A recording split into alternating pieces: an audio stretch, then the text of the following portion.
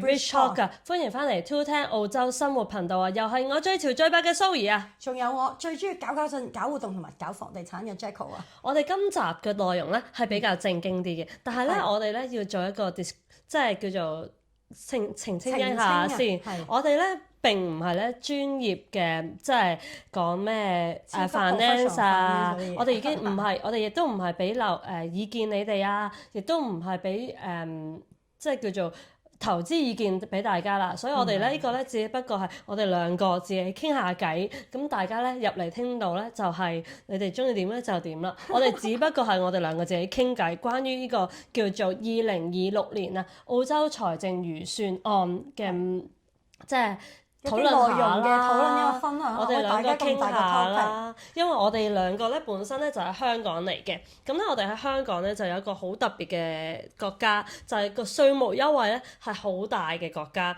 即係大部分香港人咧俾稅咧就係俾緊薪俸稅嘅啫，係啦，咁好少稅嘅啫，香港係低收入低稅率嘅地方嚟嘅。咁亦都冇咩買賣樓宇咧，又冇話capital gain tax 嘅。喺依度啦，美國啦、英國啦呢啲地方先有 capital gain tax 呢樣嘢。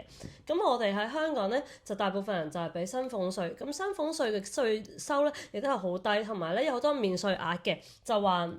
例如你有供養父母都係有俾稅，有免稅額啦。你有小朋友咧又有免稅額啦。咁有時有啲家庭有唔同兄弟姊妹咧，有啲人咧就有仔女嘅咧就冇攞父母嘅免稅額嘅，咁就攞咗就俾其他兄弟姊妹用。所以咧喺香港咧交稅咧，只不過係通常啊一般情況下嘅人咧都係話即係稅單寄到嚟啦，咁我哋就交稅啦，睇下有冇出入。就交稅，但係喺澳洲咧生活咧，大家就知道啦。每年6、7月之前咧，就加好緊張，又要同自己嘅 accountant 傾下。喺香港有幾多個人有自己嘅 accountant？冇咁，係當年你後生啫。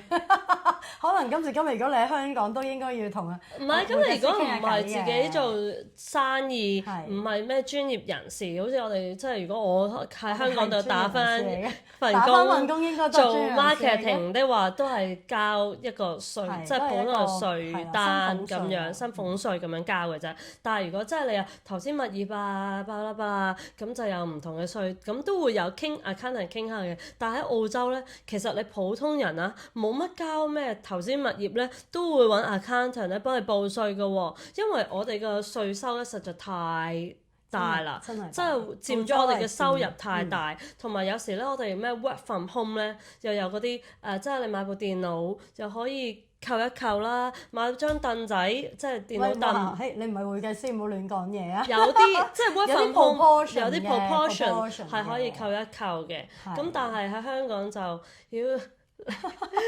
你個夜晚都 work from home，個個都翻到屋企都繼續做㗎啦，即係未到唔係以前，即係未到疫情之前啊，喺香港個夜晚都係翻到屋企繼續做㗎啦，都冇話咩扣稅唔扣稅㗎。呢啲冇。喺香港冇呢支歌仔唱，所以呢兩個即係文化差異可以去到即係。policy 政府上嘅差異咧，的確係令到我哋嘅文化差異咧都好大嘅。所以咁我哋即係住咗喺澳洲咁多年啦，咁我哋即係啱啱出嚟做嘢開始，我哋都會講話，喂，交稅喎，即刻好緊張㗎啦。你講俾我聽個人工係 after tax 定係 before tax 先？呢個係我實收嘅錢定係唔係我實收嘅錢先？喂，呢樣嘢都係我哋啱啱出嚟做嘢，都係一個好 concern 嘅問題，因為嗰嚿錢都真係哇，好似即係你就算係好 beginning 啊，好 junior 嗰啲人啊，都去咗1/3啦，係咪先？其實澳洲都好多稅，好似我哋一做嘢嘅時候啦，即刻會諗，喂，因為澳洲福利好好啊嘛，但係有個問題就係我哋呢啲打工嘅，喂，你唔買翻個咩 private 嗰啲 medical 嗰啲 funding 啊，你又要俾政府扣稅㗎嘛，有 medical levy 咁樣 levy 你又要俾佢扣㗎啦，咁啊，與其俾佢扣，不如我去買一份啦，因為 cover 得仲多啲 cover 多，因為好似去入醫院即係 touch wood 啦嚇，即係。生老病死呢樣嘢好難講嘅，即係有一入醫院咁，可能嗰個 private funding 都可以 cover 一啲啊咁樣。唔係嗌白車咯，嗌白車就係一個最好嘅例子啊。哦，係咯。Yes. 你講到好似成日嗌咁嘅。唔係我就爭啲係有試過要嗌嘅。係。咁我嗰下咧，好似嗌2次啦，可以一年。係啦。咁你就由個唔好蝕啊你！我冇嗌，真係冇嗌。講笑。真係冇嗌。唔係咁，澳洲個福利係真係好好嘅，係咁但係佢稅項亦都真係偏高嘅，即係比起好多國家都係高嘅。所以點解我哋好多身邊嘅朋友，譬如醫生啊、護士啊，啲高收入嗰啲人啊，engineering 嗰啲朋友啦，佢哋好中意買投資屋嘅。因為投資屋咧就以前啦，我哋唔好講今年嘅預算案住。因為今年嘅預算案咧，影響到太多人咯，影響得太大，即係因為好多專業嘅 accountant 啊，即係或者對於 finance 有影響嗰啲人咧，都話：哇，點解？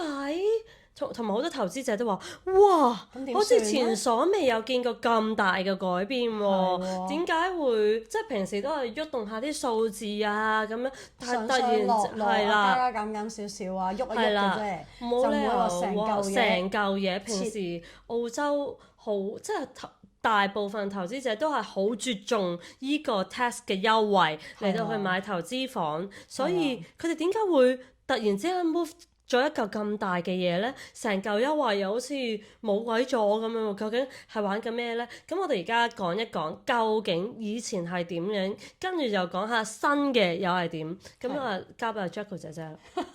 你咁樣話交俾我，跟住即刻窒咗一下。澄清唔係專業人士，不過大家 happy share 分享一下先。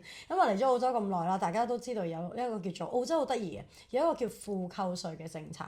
個負扣稅政策咧係專門咧俾即係其實係點啊？鼓勵大家咧去買樓啊！就你買咗啲房產啦，咁咧如果你係個租金收入啦，減咗你啲利息啊，減晒啲其他啲物業稅啊、咩稅咩費之後，如果係負數嘅話咧，咁你就可以將嗰個負數咧擺落你個 income 度，喺個 income 度減咗，再用嗰個剩翻嗰個數咧去交你嘅 salary tax 嘅，係啦 income tax 嘅，income tax 係啦，咁所以呢個叫做負扣稅啊。顧名思義就當然你嗰個物業係負數嘅時候先可以扣啦，係啦，直接就影響嘅你嘅人工嘅，即係譬如如果你話你同你老公一齊買一間屋。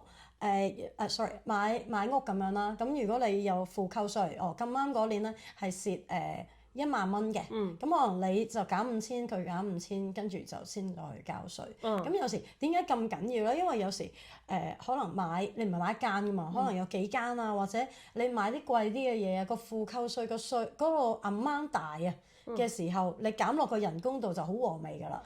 我哋都唔好講啦，我哋都話啦，買部電腦、買張凳仔啊，都想扣啦，扣得1蚊係1蚊啊嘛，大佬啊！係啦，更何況係屋係咪先？如果你慳2萬咁啊，分分鐘10萬減2萬，你交8萬蚊稅，即刻就可能平咗幾個 percent 嘅稅額啦。就會呢個就要同你嘅會計師傾啦。所以大家都好中意呢一樣嘢嘅，特別係頭先講啦，醫生啊、護士、高收入人士啦，應該咁講，澳洲嘅高收入人士咧，差唔多咧5年3到5、6、7年咧就會開始買樓㗎啦。點解咧？因為咧買完個新樓又好，以前啦新樓舊樓啦都得嘅時候咧，咁我哋自己本身係買新樓多啦，咁就會有埋 depreciation 啊，又有利息啊，咁好多 credit card 嘢加埋咧就可以減㗎啦。咁咧就點解要3、5、7年就要買咧？因為當你租金其實大家都知道。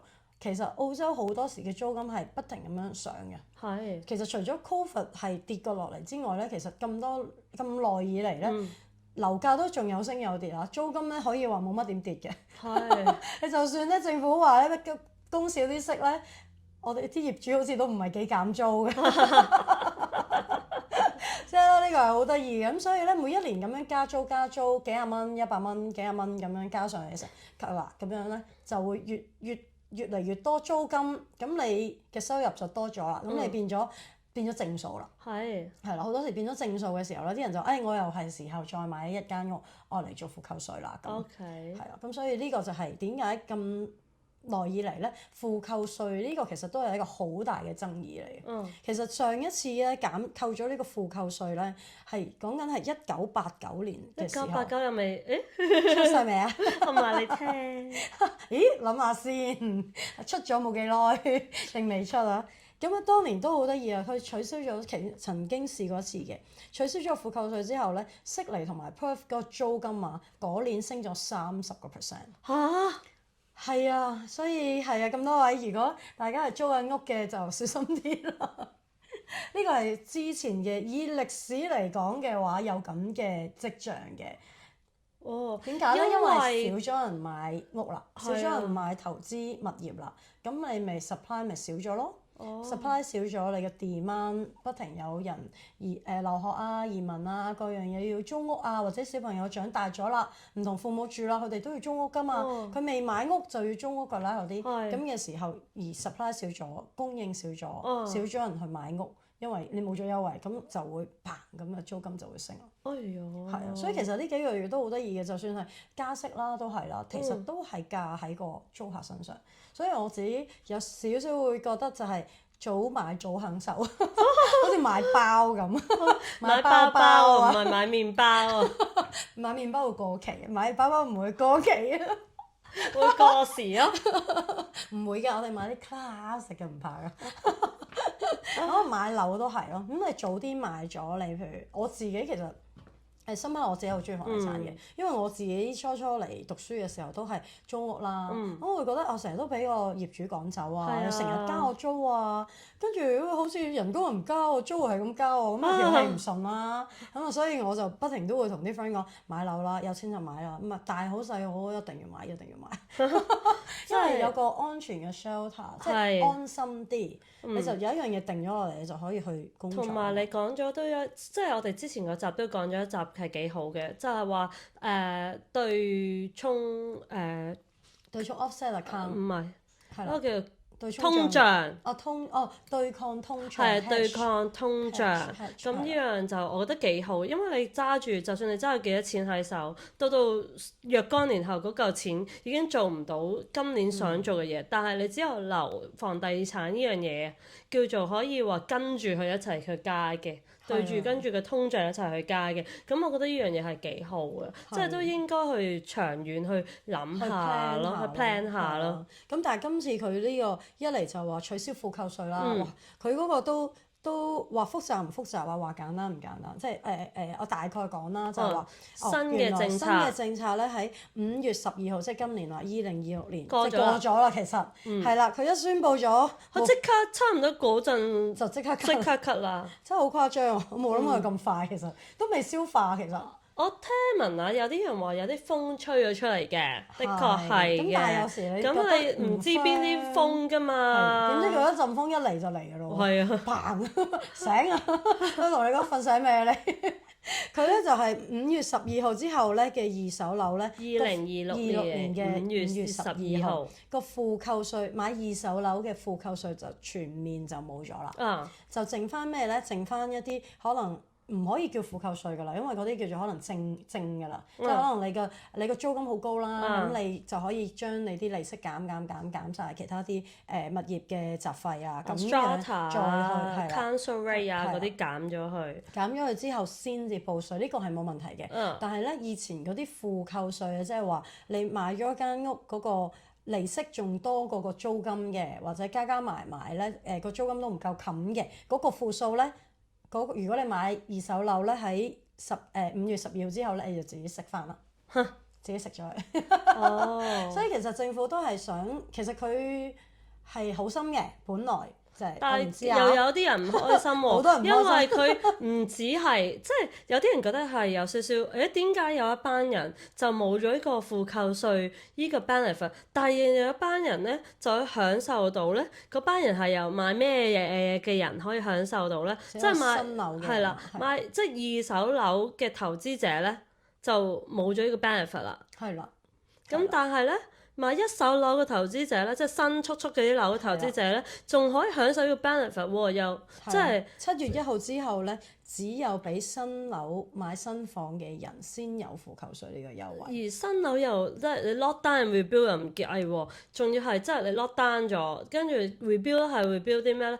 你又即係一間屋啦，rebuild 咗一個 duplex 啦，或者3棟樓咧，嗰啲先計喎，或者你成個重新裝修就唔計咯。new 係啦 ，new apartment 啊，即係 lock down rebuild，即係你將你嘅舊屋拆冧咗佢，再起翻一間新屋嘅係唔計嘅。係啦，唔計，因為都係嗰嚿嘢啫嘛，係啦，即係多當係舊樓，係啦咁樣咯。但係你一定要係全新啦，即係好似你話齋一個地係啦，戒完啦，戒完啦，起咗個新嘅 duplex 啊，新嘅 townhouse 啊，咁就計啦。係啦，真係佢點解其實佢嘅原因啦，大家都估得到啦，就係其實佢希望係幫啲發展商，即係繼續肯起樓啊。因為其實而家好多發展商都唔夠膽再起啦嘛，亦都驚冇人再買呢啲新樓啦嘛。其實佢而家就希望幫更加多首次置業嘅人士啦，買新樓啦，同埋啲供應量增加啦。即係等你多啲人去買新樓，你就自然需求多咗，咁你啲發展商咪會繼續起咯。係啊，咁所以而家大家嘅趨勢就係將來就係要買新樓，但係如果你一早買落咧，就冇事冇影響嘅。係啦，都幾得意。係啊，負扣稅呢樣嘢其實都可以慳好多㗎，因為個數都好大㗎。咁其實嗱，啱啱頭先你啱啱所講啦，我聽完都覺得幾得意嘅。咁租金就會增加啦，即係冇咗負扣稅呢樣嘢。如果啊跟翻歷史嘅回顧咁樣睇，我哋 see as a reference。咁如果我哋而家新嘅租金又增加啦，咁係咪真係會令到更多人買新嘅樓盤咧？你又點樣覺得咧？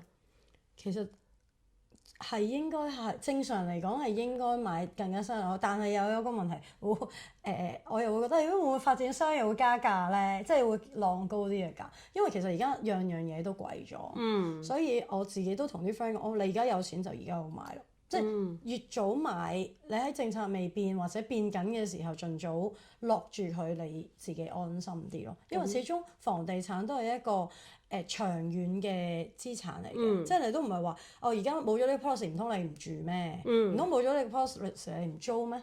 或者多咗呢個 policy 你係咪唔租啊？你係咪有呢個條件唔使租啊？你有呢個條件唔租嘅前提係你有呢間屋咯。咁係咪即係早啲買咗？咁始終都係我自己覺得就穩陣啲嘅。咁但係就自己睇住點樣行咯。係啦，因為新樓嘅話，譬如你就可以有 depreciation 啊，有negative gearing 啊咁樣去做，咁都要睇荷包嘅，咁或者可能啲新房舊二手樓可能平咗喎，咁又係會平咗啦，係啦，咁啊其實變相亦都係好多人會長揸嗱，可以咁諗，你會諗咁我可能二手樓就唔值錢啦，就個個會蝕賣出去啦，咁係咪咧？但係有啲人又會覺得我未必要蝕賣啫，我長揸都得嘅啫。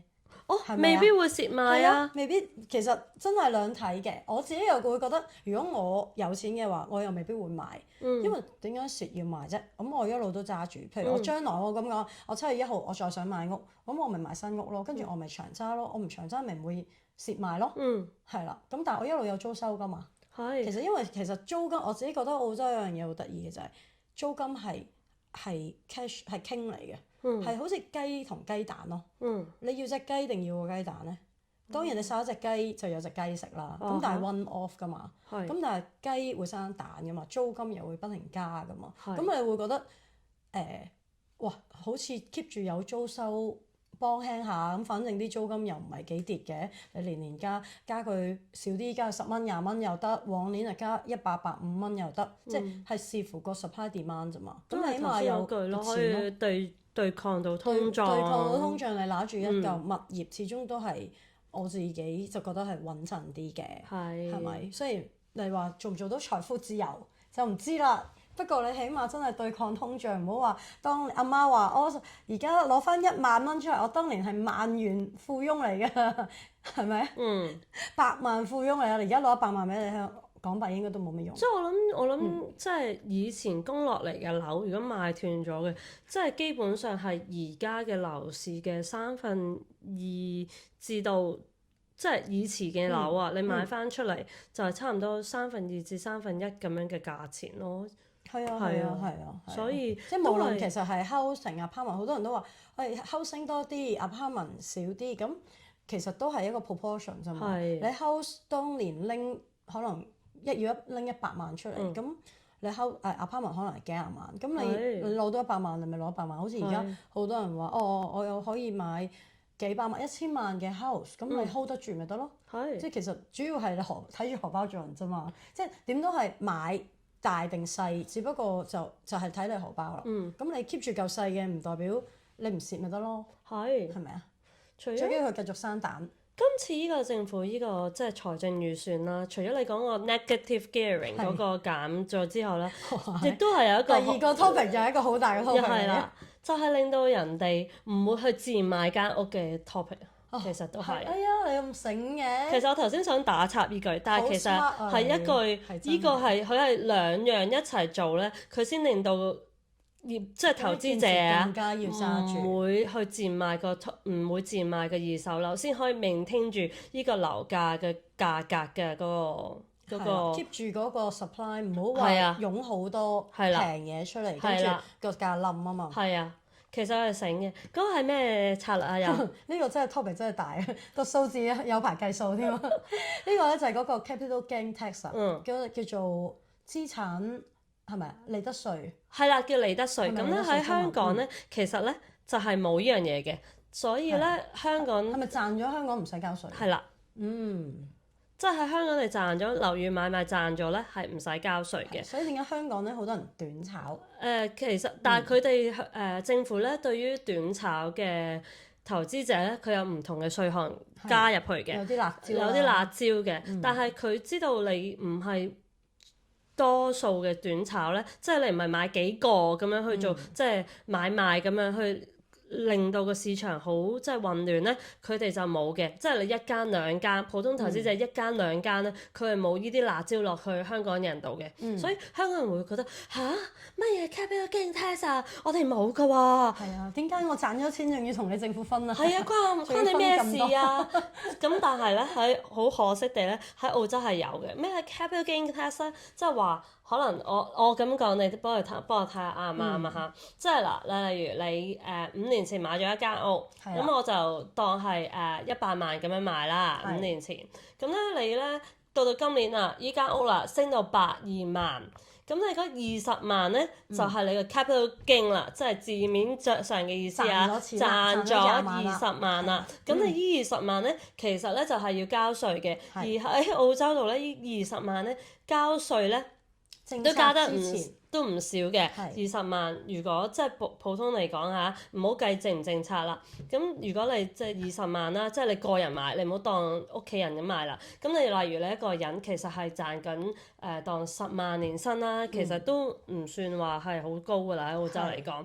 咁你10萬再加20萬，咁你其實講緊30萬。咁你30萬咧要交稅咧，就大概交47%嘅稅啦。咁即係。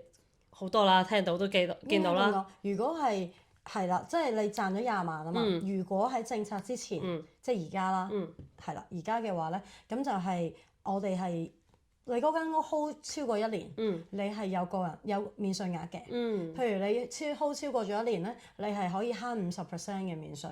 有50%，即係話 OK。咩叫 hold 超過1年啊？即係你買咗1年之後先買咯。咁你係咪要住喺嗰度㗎？定係唔係嘅？唔使。OK。投資物業，因為你自住係唔使交稅嘅。澳洲係咁嘅。如果你買咗嗰間屋，嗰間屋係你自住嘅，無論佢升100萬、升200萬，你都唔使交稅嘅。OK。自住。OK。但係如果你買咗一間屋係100萬嘅，跟住咧係投資嘅用嚟，可能出租啊咁樣嘅，跟住可能過咗1年之後升咗20萬，咁你就要交稅，就有50% 係免稅額啦。就你只需要用10萬再加你嘅人工嗰個稅收啦。就唔係用20萬嘅。就譬如你人工頭先講10萬啦，跟住你係賺咗20萬啊嘛，但係有50% 免稅啊嘛，所以你係有10萬蚊賺咯。10萬蚊再加10萬蚊，就 base on你人工10萬再加10萬，20萬去問會計師你要交幾多錢嘅稅。係啦。咁但係如果你話唔係喎，我買咗唔夠1年半年，我覺得賺咗20萬，我想走啦，恭喜晒，你就要20萬再加10萬你嘅人工去交稅，你係 base on 30萬嘅，咁你就會突然間可能嗰個 percentage 多咗好多啦。係啦，即係其實你賺翻嚟即係真係等於冇夠去交稅。唔會唔夠嘅，唔會唔夠嘅，因為咧澳洲嘅最高稅項係47啫，即係最多冇咗一半啫，即係你賺但係你30萬嘅一半，即係你冇咗15萬咯。你唔好忘記喎，你有 stamp duty 噶嘛？你有所有嘅稅項要交噶嘛？你買嗰個屋嘅時候，你係要交 stamp duty 噶嘛？去交律師費噶嘛？跟住仲要中介費啦，即係7萬冇得賺咯，係咯，袋幾萬蚊咯。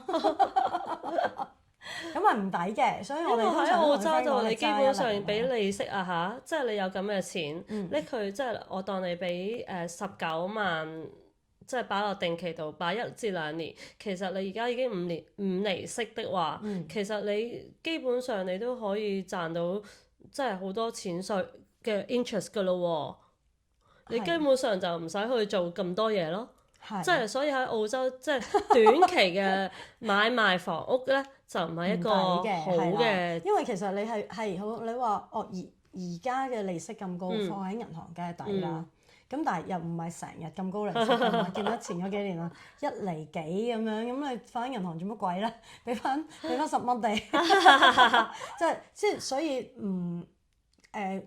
房產就係愛嚟對抗通脹咯，就當然你話而家呢個時勢利息咁高，不如放銀行咯，係啊，好多人都不如放銀行啦咁樣。咁但係而家講緊係好，即係佢而家呢個咧就係話 capital gain tax 咧將會將會咩啊？將會係冇咗呢個50% 嘅優惠。所以呢個都幾刺激嘅。即係而家新嘅 policy 希望我冇講錯啊！嗰啲數字係啊。新嘅 policy 講緊冇咗50% 優惠啦。即係點啊？即係例如你當翻我哋頭先講嘅例子啦，咁就係你買咗100萬嘅樓啦，你今年咧就係100萬買啦，跟住5年你當5年後賺咗20萬，咁嗰20萬咧就冇得再扣稅啦。冇得話減咗一半嘅10萬再去交稅，佢咧就會係跟叫做 CPI 嘅。咁其實每一年嘅 CPI 都唔一樣嘅，咁可能CPI 大家記唔記得？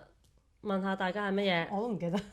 Consumer Price Index，我哋上集講過㗎啦，加息嗰陣 Consumer Price Index 就係講我哋究竟係咪買咗好多嘢？點解有通脹啊？就係 CPI 去決定有冇個通脹啊嘛。咁嗱，即係咩佢衡量有冇通脹咧？個租金高唔高啦？我哋買車多唔多啦？消費多唔多啦？叫你唔好買車，搞到我啲 CPI 咁高。叫你唔好。即刻唔識出聲，油價俾唔起啊！就嚟，所以先要為人係啦，真係難為你哋啦。所以你哋呢啲買電車嘅人都你好似冇咗，冇好彩 touch 你好似屋企冇電車咁，買咗好耐㗎啦，唔關而家事，唔計嘅。嗰幾年唔計嘅。但係 CPI 咧係每年都唔一樣嘅，咁因為呢幾年升得特別高啦，咁所以澳洲咧就不停加息啦。咁average 啊，好多人都話around CPI around 2.7度啦咁樣。咁我話究竟 hold 一間屋 hold 咗3年，升咗20萬，咁即係交幾多稅啊？咁如果呢個數字遊戲咧，就係佢哋話去翻中學時代，即係我突然間發覺咧，我中學嘅時候冇乜點聽書嘅。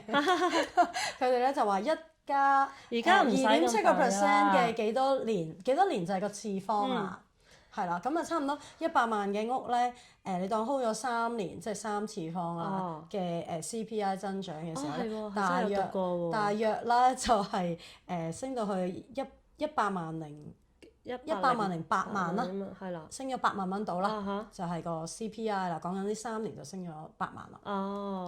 係啦，咁但係如果你話頭先講喎，喂，你揸住100萬屋，跟住升咗20萬喎，頭先講係咪啊？20萬減8萬咩啊？12萬咯。12萬嘅47%。哇！冇咗個免稅額，你就直落啦咁樣咯。係啦，所以其實yes and no 嘅嚇，真心啊！我哋即係做房地產啦，咁亦都即係有一啲年紀啦，我哋都計過下啲數嘅，都幾有趣嘅。Yes and no， 即係咪話轉咗身一定好，定係轉咗身一定唔好，好慘咧？唔係咯，即係睇你地區同埋你幾時買咯，睇你個年份同埋嗰個叫做房地產嘅週期啊。即係房地產都有個週期噶嘛，佢唔係話好似過山車咁，唔上噶嘛，就唔落嚟噶嘛，會有起有跌有平噶嘛。佢其實係過山車咁。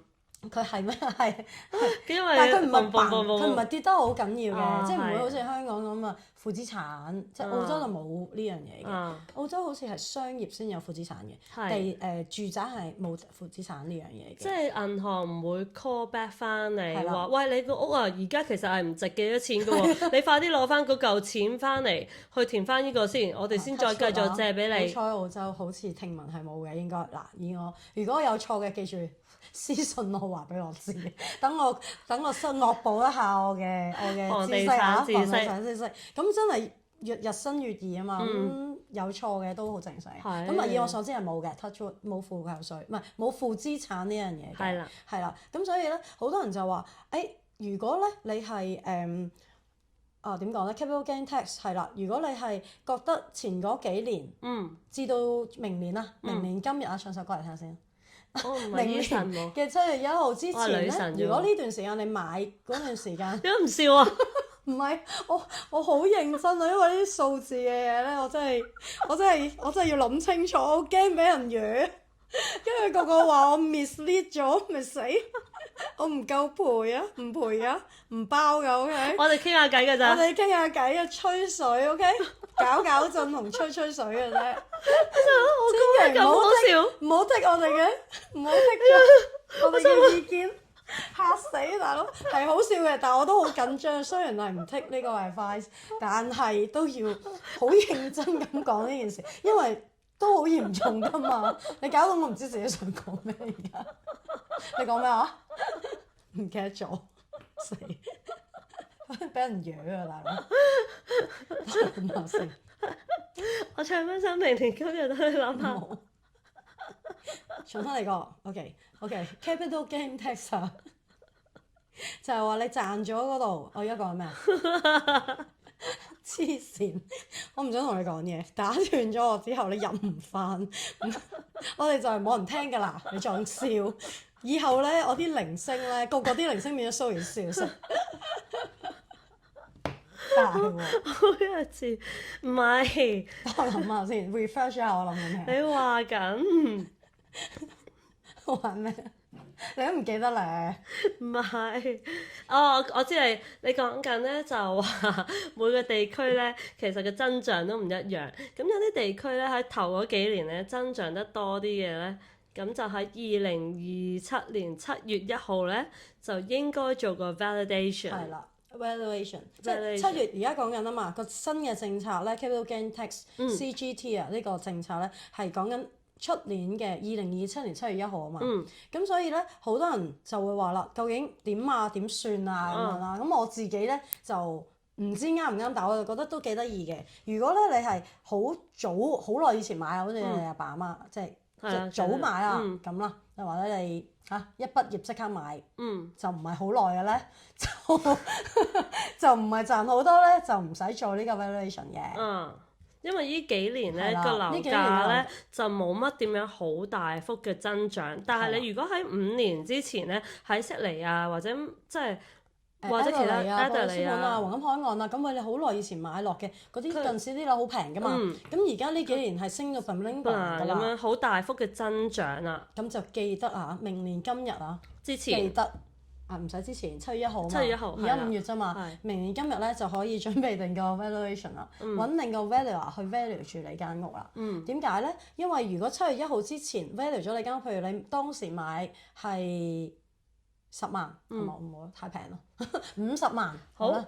咁而家咧間屋已經值到200萬啦。咁即係你有85萬嘅增長。咁你85萬嘅增長，其實如果打稅嘅話咧，係85萬減一半，即係75萬嘅打稅。到今時今日。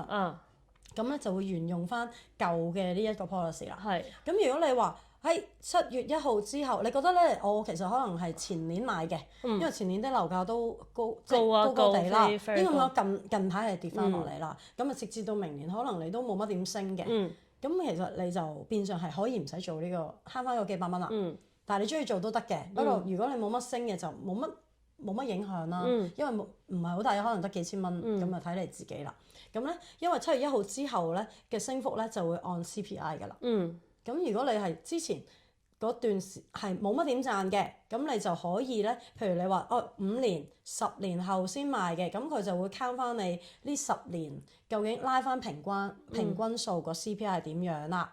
然之後咧就去估你間屋。即係10年之內個 CPI 係點樣，佢就拉一個平均數。佢就拉個平均數啦。但係如果你話唔係喎，我都係7月1號之後5年賣嘅，同樣都係10年，但係咧我買嘅時候咧，我係平嘅，好似而家咁，好多人話而家執樓啊嘛。咁啊，至到出年咧，突然間其實係升咗好多嘅。咁你就唔該你嗰7月1號咧就記得走去做 valuation 啦。咁你就會係嗰批7月1號之前賺嗰筆錢咧，2027年7月1號之前賺嗰間屋賺嘅錢嘅升值咧，就按照舊嘅 policy，你就可以慳翻一半嚟做啦。但係呢樣嘢，我覺得咧，大家都可以慢慢再計下數先，仲有1年時間。係啦，我自己就會建議點都做咗個 valuation 先。咁到時自己考睇下幾時賣咯，可能過2年賣，定係10年後賣，定20年後賣。咁你自己再 adjustment，覺得邊樣抵？因為你7月1號唔做，你之後想追翻冇得追翻嘅。係喎。係啊，所以呢一樣嘢我自己平時都係咁嘅，即係譬如我以前住緊一間屋啦，有 apartment 或者一間 house 咁啦。咁我以前住嗰間屋係唔使交稅噶嘛。咁當我一離開嗰間屋，我要搬另外一間屋啦嘅時候，呢間屋會出租噶嘛。我出租之前咧，我一定會做咗 valuation 佢嘅。即係呢個手勢係我哋好多時即做開房地產或者自己買賣開啊，或者自己有屋啊、有投資屋啊、換屋嘅時候，都算係一個指定嘅動作嚟嘅。Okay. 因為你做咗就係 protect 咗你之前嗰橛啊嘛。Okay. 即係譬如你間屋，你嗰陣時買50萬嘅，你而家賣100萬，你升咗50萬，如果你係自住嘅，你都唔使交稅噶嘛。咁呢個就當然唔關 CGT 事啦。Capital gain 咧係純粹係 for 你嘅投資屋嗰個稅額嘅問題啦。但係當你由自住屋變成投資屋嗰一 part 開始，就到你賣嘅時候就計嗰一段時間嘅升值，你就要俾嗰段時間嘅錢咯。係啦。所以如果你話嗰間屋升到100萬啦，咁前邊嗰50萬咧你可以慳翻啦，因為你係自住嘅。咁但係當你離開咗嗰間屋，放咗租，到你賣出，如果又升咗50萬嘅話咧，你前面嗰個唔使俾，你淨係俾後邊嗰個。即係變相你自己慳咗一半啦又。即係咁樣咯。澳洲就係好得意嘅，好多唔同嘅方式去。因為始終都係荷包啲錢嚟㗎嘛，陰公豬慳你1蚊得1蚊啊嘛，唔係點會諗住買張凳仔都要扣一扣個稅，就係咁解，即係一慳你1蚊得1蚊啦。呢個世界澳洲就係呢個都幾得意，所以咁同埋點解話有好有唔好咧？咁你 CPI 係講緊每一年佢嘅增長㗎嘛？咁啱你嗰段時間其實嗰個 CPI 增長好高，但係其實你個升值唔係好高，咁你咪算係慳咗咯。嗰個錢係咪？你咪變相其實好似呢個 policy 仲好啲，或者調翻轉嚟講，可能係長揸。你揸得越耐，好似你頭先話齋，好似係鼓勵啲人揸耐啲喎。因為你賣嘅時候可能係蝕嘅喎。咁二手樓變咗唔值錢喎，不如長揸啦，因為你 keep 住隻雞啊嘛，你有10隻雞你就有好多雞蛋啦，越嚟越多雞蛋啦，就係 cash flow 咯。所以都幾有趣啊！我覺得呢一個財政預算咧，令到我哋大家都有一個好多 topic 講下。唔係會可能都好嘅，其實勾起大家好多會真係再重新去諗下發生緊咩事咯。即係我哋以前好多時都係人哋話買咗可以退稅啊，跟住就掉咗俾會計師就。其實就拜拜嘅，其實就唔係幾睇嘅。但係當你有個咁大嘅 change 嘅時候，你就會諗咯，咁邊樣抵啲咧？而家買抵啲定遲啲買抵啲咧？而家應該買咩咧？係啦，咁應該係買咩咧？買新咧定係買舊咧？定係即係一手？特別係嗰啲首次置業嗰啲人，係咪應該要再努力少少咧？自己係啦，或者啲爸爸媽媽或者真係幫一幫啲小朋友。谷一谷佢上咗車，起碼唔好俾啲無良業主加租。即係有啲無良業主唔係你啊，有啲無良業主加租。係啦，好，我哋呢集嘅分享係到咁多先。咁我哋記住 comment、like、share 同埋 subscribe，CLSS 啊！多謝阿 Jacko 姐姐今日咁豐富嘅分享。係啊，我哋呢啲少少嘅經驗，傾下偈。傾下偈。好，我哋下週再見，拜拜。